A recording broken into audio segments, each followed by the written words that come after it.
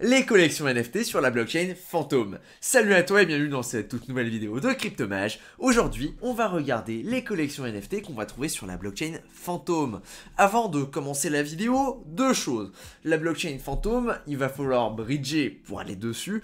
Et du coup, en fin de vidéo, je vais te montrer rapidement avec un petit tutoriel comment tu peux ramener des fonds sur la blockchain Phantom afin de faire des transactions dessus.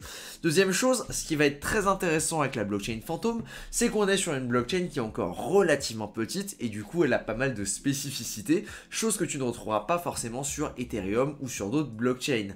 Entre autres, sur Phantom, on a beaucoup de petits artistes, les collections sont beaucoup plus petites. En conséquence, on va avoir moins de volume, mais c'est également beaucoup plus facile pour les nouveaux artistes de se lancer sur ce type de blockchain, que ce soit Phantom, Métis ou encore d'autres blockchains qui sont beaucoup plus petites que par exemple Ethereum, Solana, ce genre de choses. Ça vaut également pour Avalanche par exemple, sur lequel tu vas pouvoir lancer des collections beaucoup plus facilement. On a également pas le même type d'artiste, c'est-à-dire que sur Ethereum, très souvent tu vas te rendre compte qu'il y a des collections à 10 000 pièces. Ici, par exemple, de temps en temps, il va y avoir des collections, par exemple ici, Phantom Underworld, qui sont beaucoup plus simplistes, pas dans les dessins, hein. Évidemment les dessins sont très sympathiques et font des références à la communauté qu'il y a sur Phantom, non, mais plutôt dans le sens que ce sont des artistes qui vont sortir par exemple une pièce par semaine, et cette pièce-là va être mise aux enchères. C'est quelque chose qui est défini soit par l'artiste, soit, oui, si, en fait, si, c'est juste défini par l'artiste. C'est l'artiste qui fait ce qu'il veut, mais c'est clair, c'est une relation entre lui et les gens qui achètent ses œuvres d'art, et du coup, ça peut être assez intéressant. Autre chose à noter, on est du coup sur PaintSwap qui est l'échange principal pour les NFT directement sur la blockchain Phantom, et sur celui-ci, absolument tout se passe en Phantom, du coup le jeton $FTM. Pour avoir un ordre d'idée, un Phantom vaut 0,35 $ à l'heure actuelle. Du coup, c'est également un truc qui est plutôt sympathique, c'est que sur la majorité des collections, pas toutes, hein, mais sur une bonne partie des collections, tu t'en tireras à plutôt bon prix, et avec moins de 100 $, tu pourras même acheter plusieurs NFT. Voilà. Plutôt sympathique. Pour 100 $, allez, on va regarder vite fait, 100 divisé par 0,35, non, c'est plutôt l'inverse, fois 0,30. Oh là, j'ai plus mes maths en tête, hein. On va aller sur CoinGecko, on va faire le convertisseur. Putain, c'est la loose de faire ça en vidéo quand même. Du coup, on va aller sur CoinGecko, Phantom, tiens, on est même en training. Plutôt cool. On va dire on a 100 USD, ça fait 284 fantômes. On va regarder ce qu'on peut choper pour 284 fantômes. Comme ça, tu as un petit ordre d'idée, hein. À l'heure actuelle, évidemment, le prix change en permanence. Du coup, 200 fantômes, 200 $, ce serait 570 fantômes. Et 300 $, ce serait 855. On va commencer par regarder les collections qui sont en trending. À savoir que sur PaintSwap, l'affichage de base, il va t'afficher, il va mettre en avant en fait les collections qui ont le plus de volume sur les 7 derniers jours. Le volume, c'est tout simplement le cumulé en fait des ventes qui sont réalisées sur les 7 derniers jours pour le cas là. Sinon, tu peux également regarder sur les nouvelles collections, les collections les plus anciennes, ou alors le volume total. Ce qui fait en fait différentes façons en fait de classer, hein, en fonction de ce que tu vas plus ou moins rechercher. Il y a pas mal de collections, il y en a 1000 qui sont déjà listées, et ça te permet en fait de gérer un petit peu les différentes collections qui sont disponibles dessus. On va donc regarder en fonction du 7 Day Volumes. Première collection dont j'ai envie de te parler, allez hop, on va les faire dans l'ordre, hein. Écoute, pourquoi pas. Évidemment, je t'invite à faire tes recherches comme sur toutes les vidéos que je fais, hein. Magicats, du coup, c'est la collection de SpookySwap. SpookySwap, qui est un exchange décentralisé, le plus gros exchange décentralisé de Phantom, eh bien, ils ont lancé une collection de NFT, et cette collection-là représente leur chat qui s'appelle Grim et qui est présenté avec différents costumes. À terme, il y aura des avantages pour les gens qui possèdent ces NFT-là directement sur leur exchange, du coup sur SpookySwap. Me semble que ce sera un pourcentage des frais qui sont générés qui seront redistribués directement aux gens qui possèdent de ces NFT, en tout cas les jetons, les NFT Magicats. Il y en a 5000 du coup qui existent, et en termes de prix, on est sur un floor de 630 FTM. 630 FTM, ce qui nous fait environ 220 $. Assez sympathique. On regardera ensuite comment on peut bridger tout ça, je te fais le tuto à la fin de la vidéo. Du coup, l'autre collection, la deuxième, celle-ci est très connue. Elle vient de l'artiste Human. C'est une artiste qui a fait ses débuts en fait sur Ethereum et qui a décidé de bridger sur Phantom et qui lance toutes ses collections en ce moment sur Phantom. Elle a 3 collections du coup. Ça c'est la deuxième de ses collections qu'elle a lancée et ça représente les Beat Human. Les Human, ce sont simplement ces genres de bonhommes là qui ressemblent un petit peu à des aliens et qui sont assez connus dans l'univers de Phantom. On peut considérer que c'est quasiment les collections OG. Du coup, on va regarder directement sur Low to High, parce qu'on peut évidemment trier comme sur OpenSea. Et ici, tu peux voir qu'on est sur des collections qui sont déjà un petit peu plus premium, dans le sens là où il y a seulement 500 de ces NFT là, et que le floor à l'heure actuelle est à 3200 FTM, ce qui doit représenter 900 $, un truc comme ça, 1100 $, voilà. Assez sympathique. C'est déjà des collections qui sont un petit peu plus rares. Évidemment, là, tu peux voir qu'il y en a également 17 seulement en vente et que le floor augmente très vite s'il y a quelques ventes qui sont effectuées. Il y a également des traits un petit peu particuliers comme pour toutes les collections, évidemment. La même artiste a réalisé également les Ancestral Human qui eux sont une collection de 3000 Human et il y en a avec des styles plutôt différents qui sont un petit peu psychédéliques mais vraiment particulier avec 3 couleurs. Tu vas avoir plutôt du vert, tu vas avoir du cyan ou alors tu vas avoir du magenta et ce sont des couleurs assez sympathiques et ça fait vraiment penser à des aliens ces personnages là pour le coup. La collection est également disponible sur Phantom et le floor à l'heure actuelle est de 690 FTM. 690 FTM, on est sur du 240 $. Je ne sais pas si je l'ai précisé en début de vidéo mais les frais de transaction sur Phantom sont quasiment négligeables. Du coup plutôt sympathique si ça t'intéresse. Quatrième collection qu'on va voir, c'est 8-Bit Nostalgia. 8-Bit Nostalgia, c'est un petit peu le métaverse de Phantom. En fait, tu peux acheter une plot of land, du coup, un petit peu comme dans The Sandbox ou autre. Tu vas pouvoir acheter une plot of land. Ici également, vu qu'il y a seulement 350, si je dis pas de bêtises. Je sais pas si on a l'affichage maximal, non. Me semble qu'il y a seulement 350 en tout cas de ces NFT qui existent et qui permettent d'avoir des plot of land, du coup des ownership dans le métaverse. Assez sympathique, je t'invite également à regarder directement sur leur site à quoi ça ressemble et ce qu'ils peuvent proposer. Tout ça est déjà fonctionnel et permet déjà du coup de pouvoir explorer un petit peu le métaverse et d'avoir quelques fonctionnalités dessus. Très sympathique. Ici on a un floor à 6900 FTM, du coup on est sur quelque chose déjà de beaucoup plus cher avec 2400 $. On va mettre le mode nuit parce que c'est beaucoup plus sympathique. Ok, ensuite une autre collection qui s'est pas mal développée il y a pas longtemps, ça va être Riot Ghouls par exemple. C'est aussi une artiste qui a fait pas mal d'éditions différentes. Ici par exemple tu as les Magical Ghouls et ici tu vas également avoir les Ghoulmon, assez intéressant. Ce sont des collections du coup avec un style assez particulier, c'est du pixel art, mais du pixel art avec des couleurs un petit peu rosées comme ça, très pâles, et je trouve ça assez sympathique. Il y a plusieurs collections, celle-ci étant la plus connue avec un floor de 1800 FTM, mais on va avoir également d'autres collections qui sont beaucoup plus accessibles, avec par exemple ici un floor à 220 FTM, ça va être Magical Ghouls. Assez sympathique, j'aime beaucoup celle avec la carte de tarot là, ou alors celle avec le bandeau de pirate, c'est très sympathique, on a plusieurs, et ici on a un floor à 220 FTM, ce qui est tout de suite plus accessible, on est plutôt sur du 75 $. Assez intéressant. On a également les Ghoulmon, c'est assez marrant, c'est un petit peu une référence au Pokémon en fait qu'elle a dessiné elle-même et qui fait référence, qui sont assez intéressants, même si le floor est déjà un petit peu plus élevé, on va avoir un floor à 1K, du coup 1K ça doit représenter 350 $ environ sur Phantom. Ok, plutôt sympathique, ils sont assez originaux également, c'est des trucs qui sont dessinés par elle, un à un, c'est à chaque fois, ceux-là je suis pas sûr si c'est des pièces uniques ou pas, mais elle a certaines pièces qui sont uniques.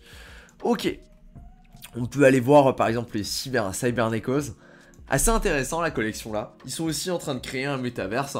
Pareil, c'est des trucs assez intéressants, là où l'intérêt c'est vraiment d'aller checker en fait sur leur site à chaque fois et de regarder un petit peu ce qu'ils sont en train de faire, de regarder sur les réseaux sociaux.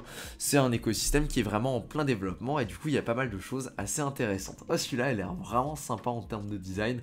On est sur un floor à 200 FTM, du coup on est également sur des trucs qui sont assez accessibles, équivalent 70 $, de toute façon c'est écrit juste ici. Celui-là, je le trouve vraiment, vraiment stylé.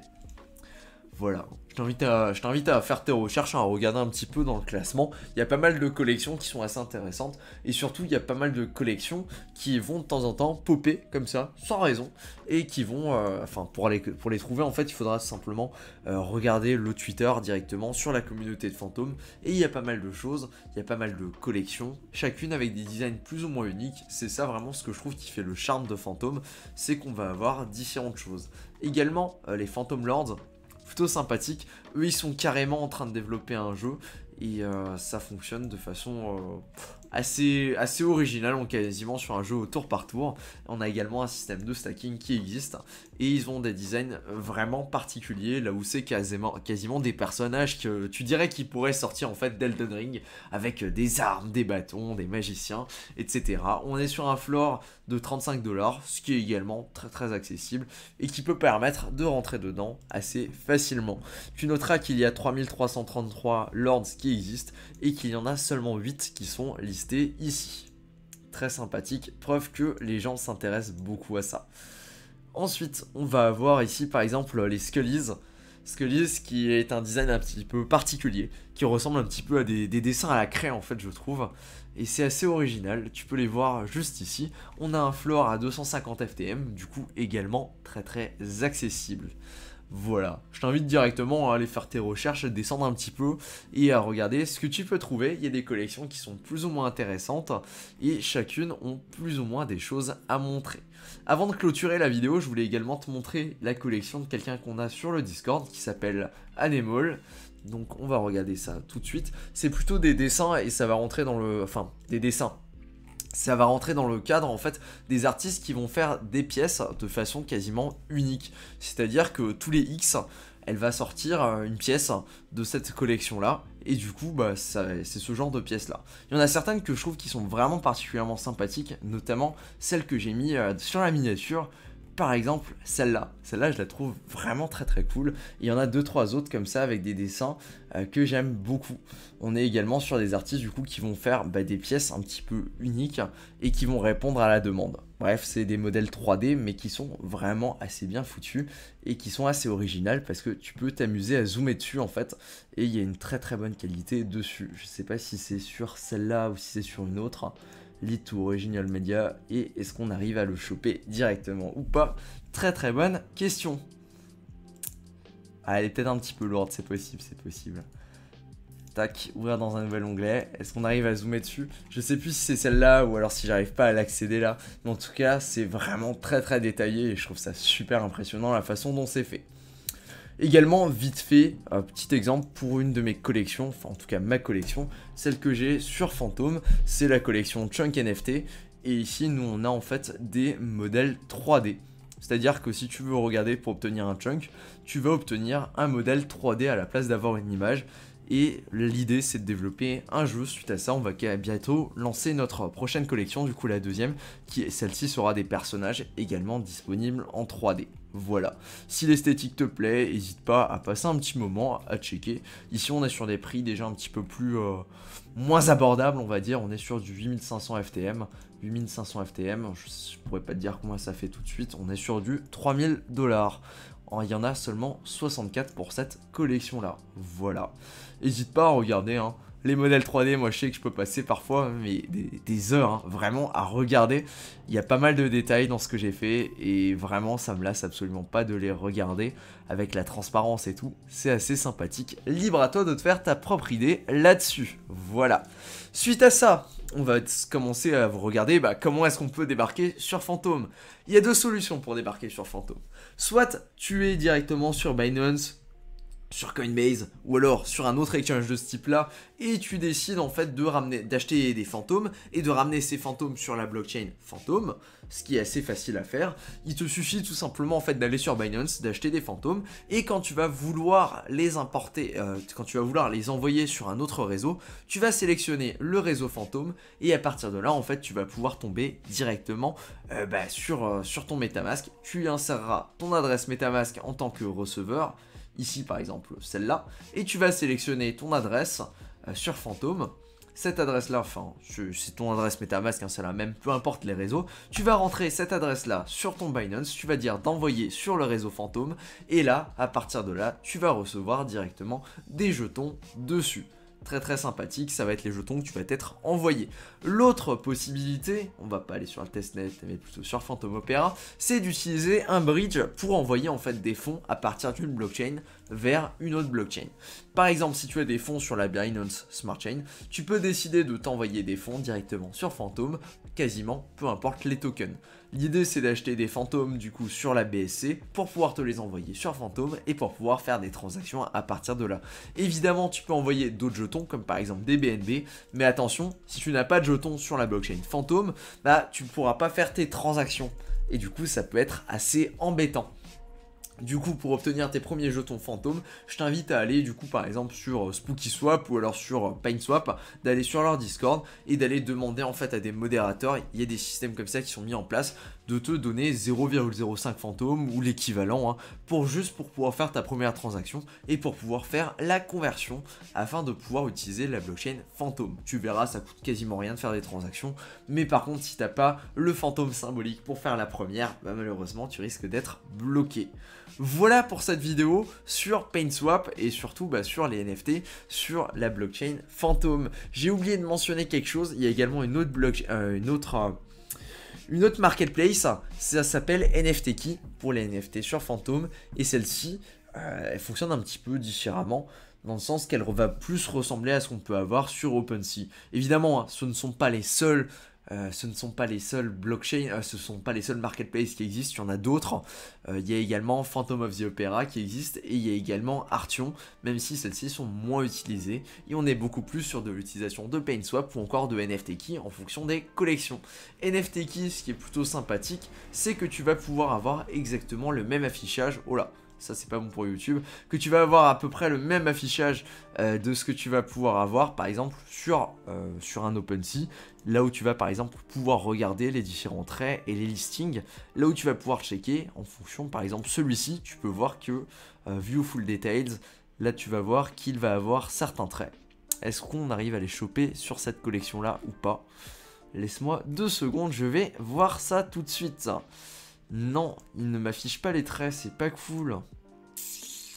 View Full Details. Non, sur la collection là, par exemple, tu vas pas avoir les traits. On va regarder si sur une autre collection, par exemple Ancestral Human, là, normalement, tu devrais pouvoir voir les différents traits. Et tu vas pouvoir sélectionner, en fait, les traits en fonction de ce que tu as envie de voir. On est du coup sur quelque chose qui fonctionne un petit peu plus comme ce qu'on va pouvoir avoir directement sur un OpenSea. Voilà. Je t'invite toujours à comparer les prix entre NFTKey et PainsWap. Parfois, il y a des opportunités d'arbitrage, du coup, ça peut également être intéressant. Évidemment, tu peux également trier par lowest et tu peux du coup voir les moins chers sur chacune des marketplaces. Libre à toi de faire tes recherches. En général, il y a pas mal de choses sur les deux, hein. Du coup à toi de regarder et de choper ceux qui t'intéressent directement PainsWap. Je te mettrai évidemment les liens en description. Voilà. Merci à toi pour ton attention sur cette vidéo et sur ce, je te dis à plus pour une nouvelle vidéo. Ciao!